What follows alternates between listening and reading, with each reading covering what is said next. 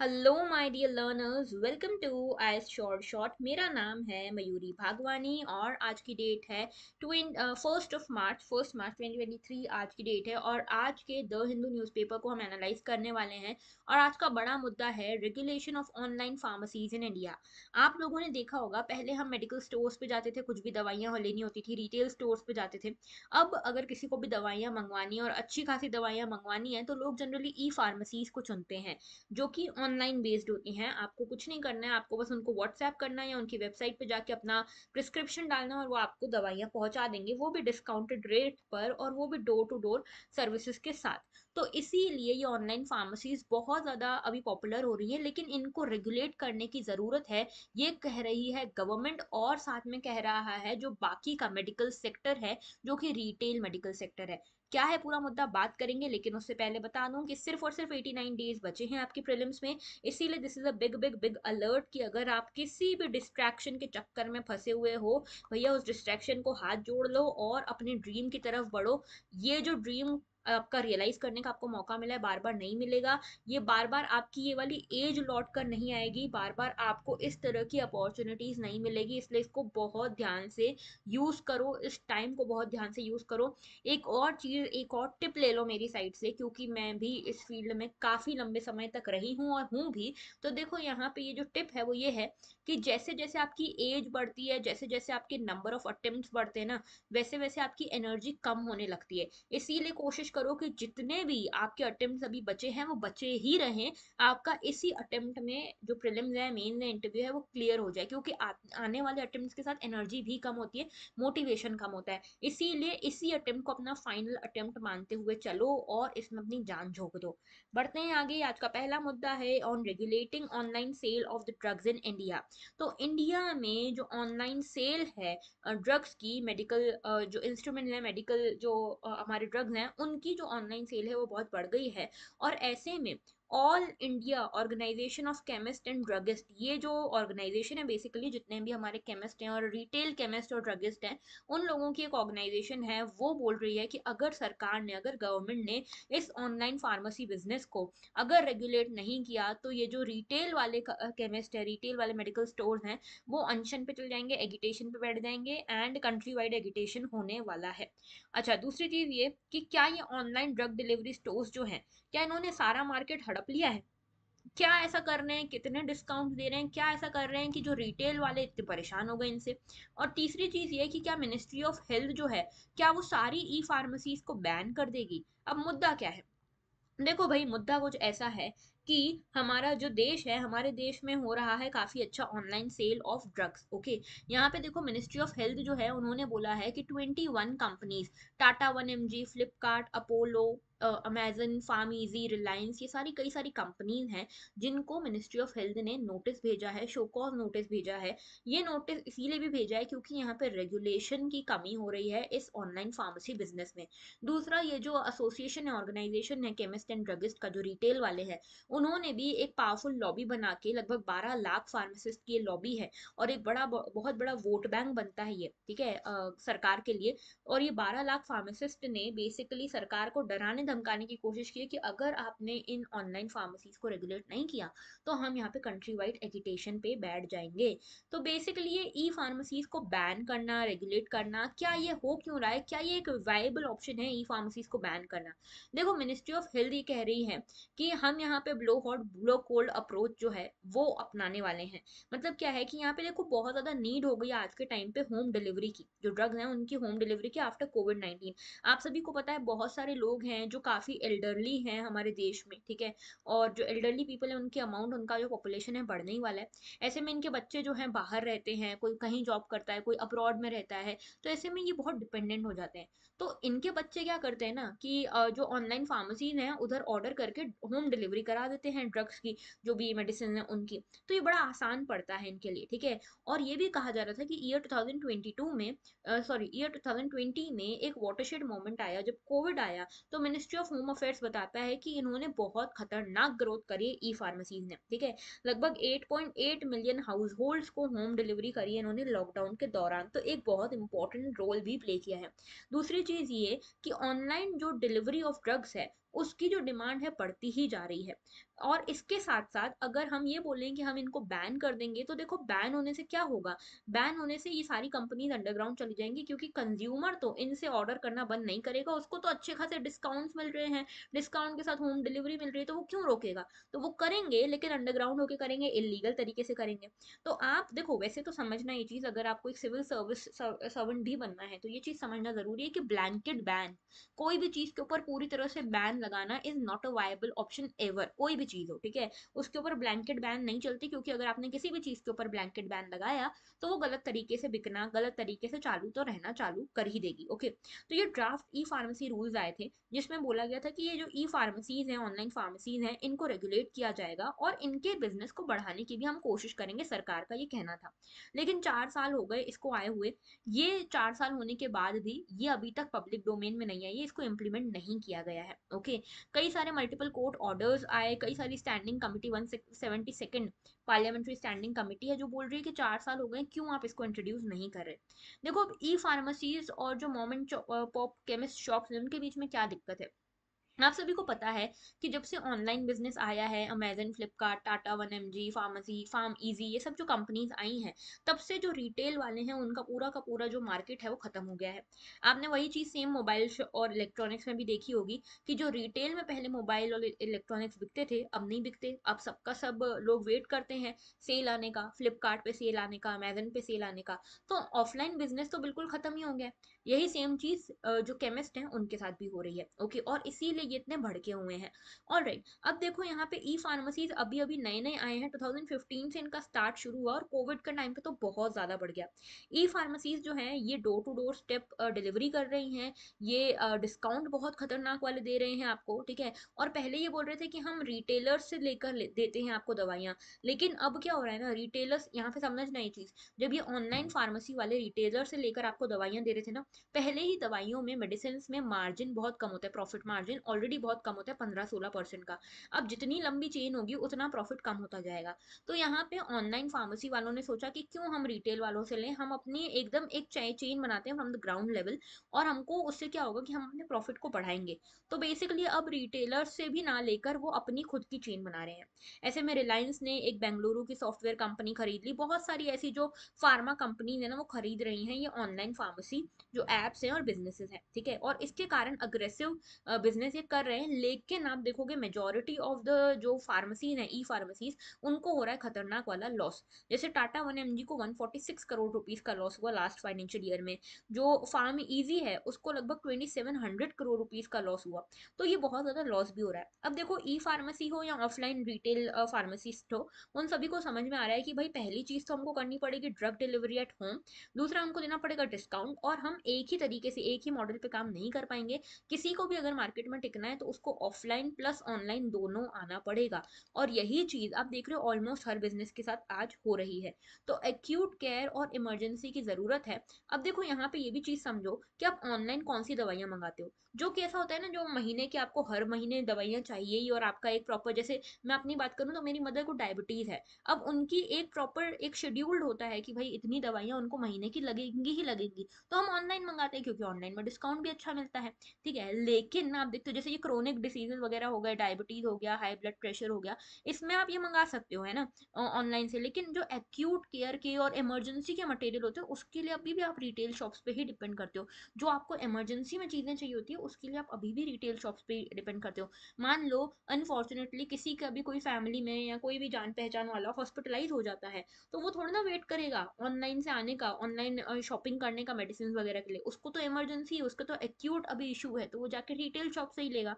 तो business model तब वही चलने वाला है जिसमें दोनों चीजें हो, ऑनलाइन भी हो और ऑफलाइन भी हो। और इसीलिए आप देखते हो कई सारी ई फार्मेसी कंपनीज जो हैं वो धीरे धीरे अपने फिजिकल स्टोर्स भी खोल रही हैं, चाहे कोई भी कंपनी हो। लेकिन यहाँ पे एक स्टिफ कंपटीशन हमको देखने वाले हैं, और यहाँ पे चुनौती है मिनिस्ट्री ऑफ हेल्थ के लिए, गवर्नमेंट के लिए, कि कैसे वो इस बिजनेस को रेगुलेट करती है। नाउ जब हम इसी की बात कर रहे हैं तो कुछ और कंसर्न हैं जो इसके साथ एसोसिएटेड है। जैसे कि सेंटर ये मानता है कि अगर कोई भी ड्रग्स आपको खरीदने हैं, मेडिसिन खरीदनी है, उसकी ऑनलाइन सेल जो है खतरनाक हो सकती है, क्योंकि डॉक्टर के प्रिस्क्रिप्शन के बिना या डॉक्टर के सही प्रिस्क्रिप्शन को चेक किए बिना अगर कोई कंपनी आपको ड्रग्स दे रही है तो वो खतरनाक हो सकता है पब्लिक हेल्थ के लिए। वो ड्रग अब्यूज कॉज कर सकता है, specially in the youth. Okay, इसके अलावा ड्रग अब्यूज के साथ साथ यहाँ पे कई सारे नेशनल सिक्योरिटी के भी इश्यूज हो सकते हैं, क्योंकि जो डाटा कलेक्ट कर लिया है ई फार्मेसी कंपनी ने, वो डाटा को मिसयूज किया जा सकता है क्रिमिनल एक्टिविटीज के लिए, और एडिक्टिव मेडिसिन को यूज करके हमारे यूथ को या हमारी पॉपुलेशन को, डेमोग्राफी को डिस्ट्रॉय करने की कोशिश की जा सकती है। तीसरी चीज, गवर्नमेंट ये भी कह रही है कि यहाँ पे अलग अलग रिप्रेजेंटेशन उनके हो रहे हैं, मतलब अलग अलग रिप्रेजेंटेशन की साइड से ये कंप्लेन आ रही है कि जो ड्रग्स सेल हो रहे हैं ऑनलाइन प्लेटफॉर्म्स में, ये कॉन्ट्रावेंशन में है, ये कॉन्ट्राडिक्ट कर रहे हैं drugs and cosmetic act of 1940 को। तो जो 1940 का ड्रग्स एंड कॉस्मेटिक एक्ट है उसको वायलेट करते हुए ये ड्रग्स बेचे जा रहे हैं ऑनलाइन सोर्सेज के थ्रू। Some drugs are also being sold online which are only allowed to be sold retail. तो कुछ ड्रग्स हैं जो सिर्फ रिटेल में बेचना अलाउड है, क्योंकि उसके लिए पूरी जांच पड़ताल, इन्वेस्टिगेशन, इंट्रोस्पेक्शन लगता है और प्रिस्क्रिप्शन वगैरह जांचना पड़ता है। लेकिन कई सारे ऐसे ड्रग्स भी ऑनलाइन आज की डेट में अवेलेबल हैं। और इंटरनेट सिर्फ अडल्ट नहीं यूज करते, चिल्ड्रन भी यूज करते हैं। और अगर कभी चिल्ड्रन ने अपनी मर्जी से कोई भी दवाई मंगवा ली और उसको खाने लग गए तो उसके बाद तो भैया बहुत दिक्कत हो जाएगी। तो इसीलिए ये सारे कंसर्न हैं जिसके कारण काफी स्ट्रॉन्ग रेगुलेशन के अंदाजे लग पा रहे हैं ई फार्मेसी कंपनीज के ऊपर। ओके, नेक्स्ट हमारा जो इशू है that is about ISRO successful की test for India third moon mission. तो इसरो जो है चंद्रयान 3 मिशन लॉन्च करने वाला है। चंद्रयान 3 मिशन नाम से क्लियर है, चंद्र यानी कि मून पे भेजने वाले हैं हम इस मिशन को। और मून पे इससे पहले चंद्रयान 1 और चंद्रयान 2 भी गए हैं। चंद्रयान 2 जो है काफी कुछ सक्सेसफुल हुआ है। चंद्रयान 2 जो है 4 अपने साथ लेकर गया था चीजों को, लैंडर, रोवर, ऑर्बिटर और प्रपल्जन को। ठीक है, इसमें जो है ऑर्बिटर ढंग से चल गया लेकिन लैंडर और रोवर नहीं चल पाए। तो अभी चंद्रयान 3 जो है उसका एम ये है कि मून पे जो सदन वाला जो रीजन है ना, सदर्न लूनर सरफेस है, उस पे, मून के उस सरफेस पे हम अपना एक लैंडर उतारें। लैंडर उतार के उसकी सॉफ्ट लैंडिंग करवाएं। सॉफ्ट लैंडिंग यानी कि ऐसे लैंडिंग कराएं कि उसके अंदर जो भी सामान है ना वो टूटे फूटे ना। और इसके बाद एक रोवर उतारें जो कि यहाँ पे इनके लैंड पे चल सके। ओके, तो बेसिकली इसरो जो है इस चीज को अभी टेस्ट कर रहा है, और इसरो अपने इस मून मिशन की टेस्टिंग में काफी सक्सेसफुल भी हुआ है। इसमें जो मून मिशन है इसमें CE-20 ये क्रायोजेनिक इंजन हम भेजने वाले थे। बेसिकली जाएगा कैसे, इतना बड़ा हैवी सा एक मिशन है, तो इसको GSLV Mark 3 के थ्रू हम भेजने वाले हैं। ठीक है, तो यहाँ पे लॉन्च व्हीकल Mark 3 भी कह रहे हैं इसको। तो GSLV Mark 3 के थ्रू भेजने वाले हैं, जो कि सबसे स्ट्रॉन्गेस्ट, सबसे हैवीएस्ट लॉन्च व्हीकल है हमारा। और इसमें क्रायोजेनिक इंजन लगेगा जिसका नाम है CE-20, और इसी की यहाँ पे चेकिंग हुई है, टेस्टिंग हुई है कि क्या ये प्रॉपरली काम कर रहा है या नहीं। इसके साथ में आप देखते हो कि ये जो चंद्रयान 3 मिशन है ये इंटरप्लेनेटरी मिशन होने वाला है, जिसमें अब 3 मॉड्यूल्स आने वाले हैं। ऑर्बिटर तो चंद्रयान 2 में ही हमने फिक्स कर दिया था, अब लैंडर, रोवर और प्रपल्जन हम चंद्रयान 3 में भेजने वाले हैं। ओके, तो बेसिकली हुआ ये है कि इसी की प्रॉपर टेस्टिंग हुई है, और चंद्रयान 3 जो इंडिया का थर्ड मून मिशन होने वाला है, उम्मीद ये की जा रही है कि चंद्रयान 2 जो अधूरा काम छोड़ दिया था वो चंद्रयान 2 का अधूरा काम अब चंद्रयान 3 पूरा करेगा। तो ये चंद्रयान 3 के बारे में जान लेते हैं। ये सक्सेसर है बेसिकली चंद्रयान 2 का, जो कि एक अटेम्प्ट था हमारा कि हम सॉफ्ट लैंडिंग कर पाए लूनर सरफेस पे, मून के सरफेस पे। ये जो है चंद्रयान 2 को रिपीट करेगा, लेकिन इस बार सिर्फ लैंडर और रोवर जा रहे हैं, ऑर्बिटर नहीं होगा, क्योंकि ऑर्बिटर का काम ऑलरेडी चंद्रयान 2 कर चुका है। चंद्रयान 2 जो है ऑर्बिटर उसने प्रॉपरली फिक्स कर दिया था, लेकिन लैंडर, रोवर नहीं उतार पाया था प्रॉपरली। ओके, तो इसरो के हिसाब से चंद्रयान 3 का जो टोटल कॉस्ट होने वाला है वो पुराने जो चंद्रयान 2 मिशन था उससे भी कम का होने वाला है, यानी कि 600 करोड़ रुपए का चंद्रयान 3 मिशन होने वाला है। और चंद्रयान 2 मिशन हमारा उससे महंगा रहा है। ओके, अब क्यों हम इतना इंटरेस्टेड हैं मून को स्टडी करने में? तो देखो, मून जो है ये क्लोजेस्ट कॉस्मिक बॉडी रहा है यहाँ, यानी कि ये हमारी स्पेस डिस्कवरी के लिए सबसे आसान ऐसा सेलेस्टियल बॉडी है जिसको हम अभी अटेम्प्ट कर सकते हैं, डॉक्यूमेंट कर सकते हैं। यहाँ पे एक टेस्ट बेड है हमारे लिए, जहाँ पे हम जितनी भी टेक्नोलॉजीज चाहें उतनी टेक्नोलॉजीज को एक्सपेरिमेंट कर सकते हैं आगे के डीप स्पेस मिशन के लिए। आगे हमको जो भी स्पेस मिशन करने रहेंगे आगे के लिए, उनके लिए टेस्टिंग हम यहीं कर सकते हैं। मून जो है एक बेस्ट लिंकेज भी प्रोवाइड करता है अर्थ की हिस्ट्री से, कि अर्थ कैसे बना होगा वैसे ही मून बना होगा लगभग। तो इसीलिए मून भी हमारे लिए ज़्यादा ज़रूरी हो जाता है। और इसका अनडिस्टर्ब हिस्टोरिकल रिकॉर्ड जो है इनर सोलर सिस्टम में, वो भी हमें मदद करता है प्रॉपर यहाँ पे एक्सपेरिमेंट्स करने के लिए। दूसरी चीज ये कि चंद्रयान जो है ये लूनर साउथ पोल पे जाने वाला है। तो ये लूनर साउथ पोल से हमारा क्या ऑब्सेशन है, क्यों हम हर बार लूनर साउथ पोल पे जाना चाहते हैं? क्योंकि जो लूनर साउथ पोल है काफी अनएक्सप्लोर्ड है। और दूसरी चीज ये शेडो रीजन में है, और जो रीजन शेडो रीजन में है ना, ये बहुत ज्यादा है than the northern pole. Okay. इसके अलावा माना जा रहा है कि इस जो सदर्न पोल है यहाँ पे वाटर का प्रेजेंस हो सकता है, क्योंकि ये शेडोड रीजन है।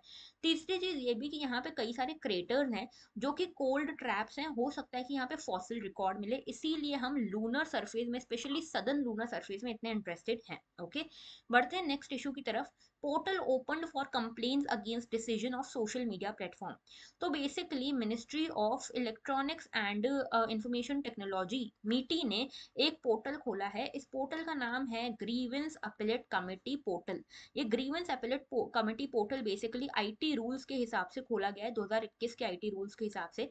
और इसमें ये कहा जा रहा है कि जो भी लोग, जो भी नॉर्मल कंज्यूमर, जो भी नॉर्मल पीपल जो सोशल मीडिया का यूज करते हैं, अगर सोशल मीडिया से उनका कोई कंटेंट शट डाउन कर दिया जाता है या उनके कंटेंट को हटा दिया जाता है, या फिर उन्होंने एक रिक्वेस्ट करी थी कि इस कंटेंट को हटाइए, ये सही नहीं है, उसको नहीं हटाया जाता है, इस तरह की जो रिक्वेस्ट हैं जो लोगों की सोशल मीडिया इंटरमीडियरीज से, वो अगर फॉलो अप नहीं होती हैं, फुलफिल नहीं होती हैं, तो ये ग्रीवेंस अपना दे सकते हैं सरकार को through this grievance, basically grievance appellate committee portal. Okay. और इसके थ्रू सरकार जो है यहाँ पे सोशल मीडिया इंटरमीडियरी के पास जाएगी और बोलेगी क्यों भाई आप इनका कंप्लेन क्यों नहीं रिजॉल्व कर रहे हो। तो ये सब हो रहा है अंडर आईटी गाइडलाइंस, ठीक है, 2021 के जो रूल्स थे उसके अंतर्गत हो रहा है। सोशल मीडिया कंपनीज जो हैं उनको कहा जा रहा है कि आपको सभी के राइट्स को रिस्पेक्ट करना है। इसमें आपको उनके आर्टिकल 19, आर्टिकल 14 और आर्टिकल 21 को रिस्पेक्ट करना है। आपको उनको स्पीच एंड एक्सप्रेशन का आज़ादी देनी है। आप हर किसी के ट्वीट्स, हर किसी के जो भी कंटेंट पोस्ट है उसको डिलीट नहीं कर सकते, ऐसे ही आपको प्रॉपर रीजन देना होगा। और अगर सामने वाला ये बोल रहा है कि ये पर्टिकुलर जो कंटेंट है ये मेरे इस पर्टिकुलर राइट को वायलेट करता है, तो आपको उसको हटाना भी पड़ेगा।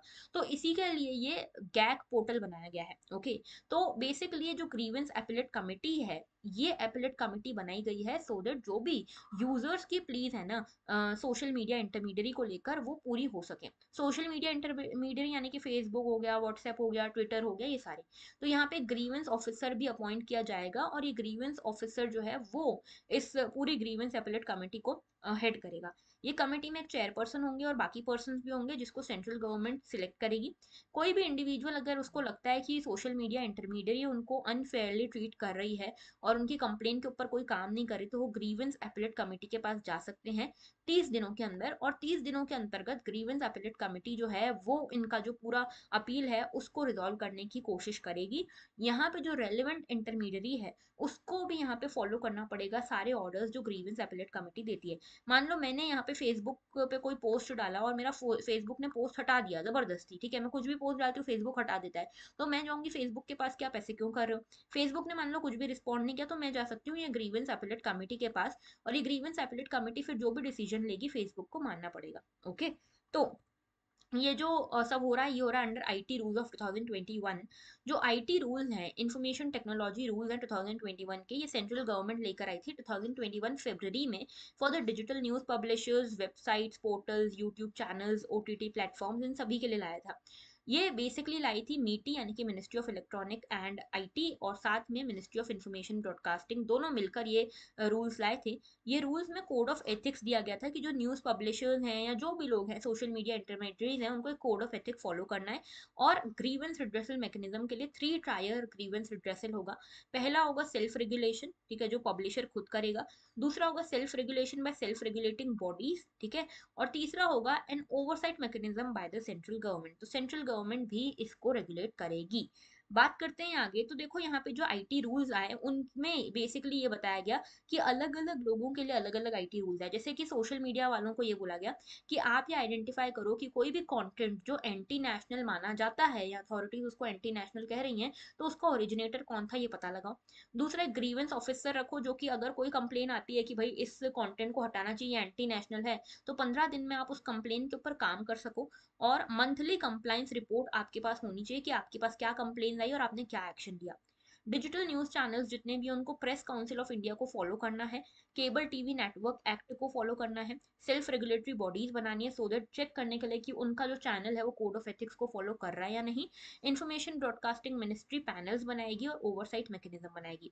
ओटीटी प्लेटफॉर्म जैसे नेटफ्लिक्स हो गया, अमेजन प्राइम हो गया, ये सारे जो प्लेटफॉर्म हैं इनमें कैटेगरीज बनाई जाएंगी कंटेंट की, जैसे कि यूनिवर्सल हो गया, 7 ईयर्स प्लस देख सकते हैं, 13 ईयर प्लस देख सकते हैं, अडल्ट देख सकते हैं, कौन से पेरेंटल लॉक्स यहाँ पे बनाए जाएंगे और एज वेरिफिकेशन मैकेनिज्म भी होगा उन उस कंटेंट के लिए जो अडल्ट क्लासिफाइड है। ओके, बढ़ते हैं आगे नेक्स्ट इशू की तरफ। नेक्स्ट इशू जो है वो है रिगार्डिंग द न्यूज चैनल्स। दो न्यूज चैनल हैं, जी न्यूज है एक और एक शायद है इंडिया टीवी। ओके, तो ये दो न्यूज चैनल हैं, एक है सॉरी इंडिया टीवी नहीं, जी न्यूज है और न्यूज 18 है। ठीक है, न्यूज 18, ये दो न्यूज चैनल हैं। इन दो न्यूज चैनल्स के ऊपर news broadcasting and digital standard authority इसने कुछ फाइन लगाया है, कुछ इनको बोला है कि आप कुछ गलत काम कर रहे हो। तो सर्टेन प्रोग्राम ये दोनों न्यूज चैनल्स चला रहे हैं जो कि स्पेसिफिक गाइडलाइंस और एथिक्स के अगेंस्ट जाते हैं।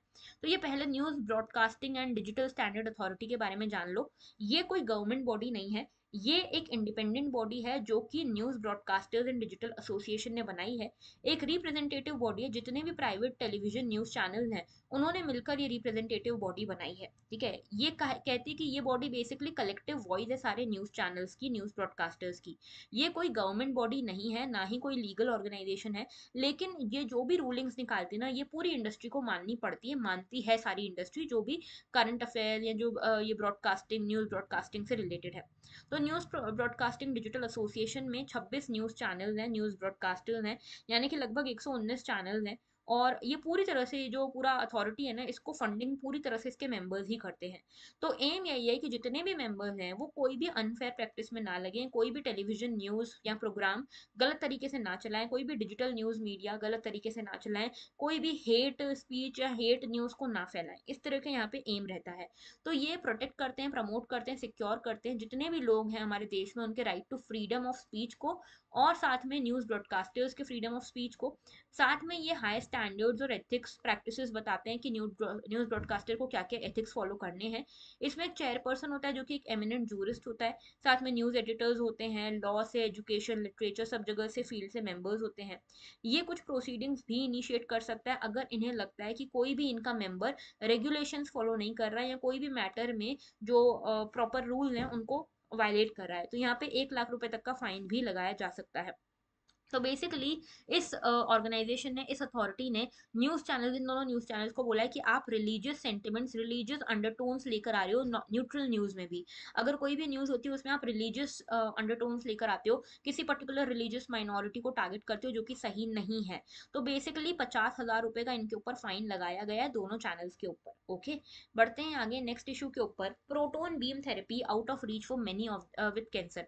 न्यूज में है प्रोटोन बीम थेरेपी, क्यों? क्योंकि कैंसर के पेशेंट्स हमारे देश में बढ़ते जा रहे हैं।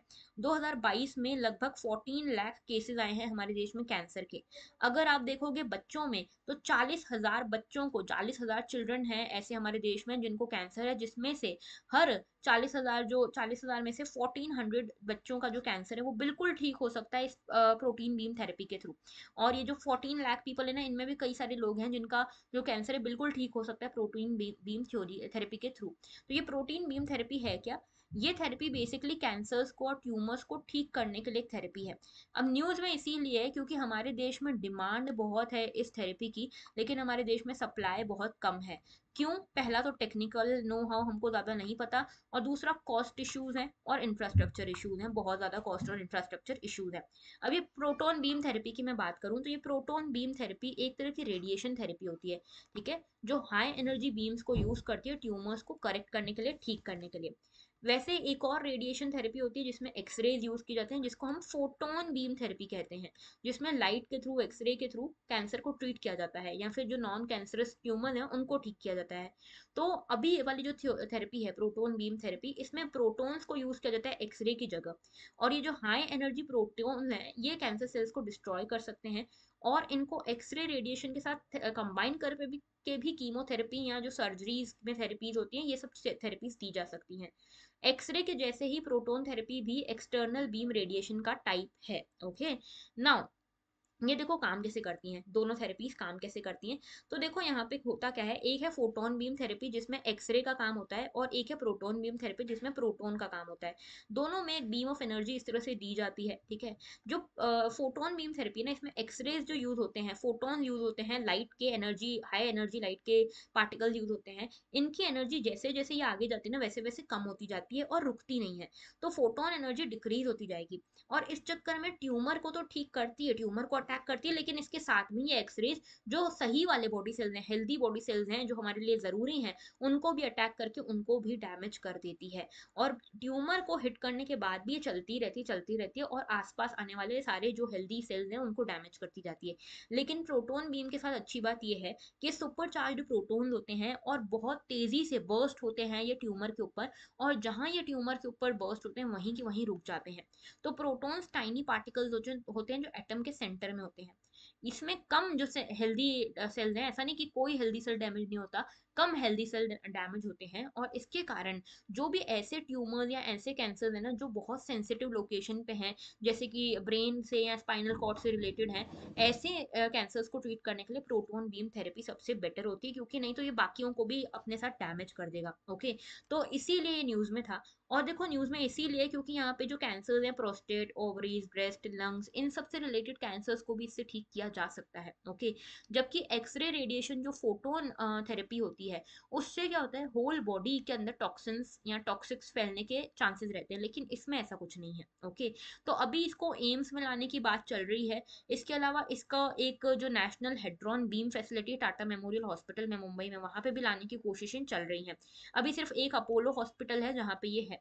यूएस में जबकि देखोगे, यूएस में कई सारे लगभग 42 यूनिट्स हैं, पीबीटी मशीन है। इसके बाद यूरोप में है, जापान में है, चाइना, ताइवान, साउथ कोरिया, सब जगह पे दो दो हैं, तीन तीन हैं। 42 हैं यूएस में, जबकि इंडिया में सिर्फ एक है। यूएस में 7.9 मिलियन लोगों के ऊपर एक मशीन है, जबकि इंडिया में यही मशीन 1412 मिलियन लोगों के ऊपर एक है। ये बहुत लंबी चौड़ी मशीन है, लगभग 3 स्टोरीज, 3 माले की जगह ये लेती हैं, और इनको पूरी तरह से चारों तरफ से कंक्रीट से ढका जाता है। ओके, और अच्छा खासा अमाउंट लगता है, 500 करोड़ रुपए की एक मशीन आती है, जो कि बहुत ज्यादा है। ओके, तो ये था पूरा हमारा article regarding the proton beam theory. I hope आपको सब समझ में आया, and if you want to connect with us, you can always connect with us on these platforms. Telegram पे हमारा ये प्लेटफॉर्म है, इसको जरूर से ज्वाइन करना अगर आप चाहते हो कि आप यूपीएससी प्रीलिम्स शॉर्ट तरीके से क्लियर करो।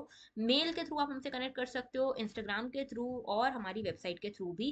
And that was all, thank you for watching. अगर आपने अभी तक इस चैनल को सब्सक्राइब नहीं किया, सब्सक्राइब जरूर कर लो, और लाइक करना मत भूलना। That was all, thank you for watching and have a very good day.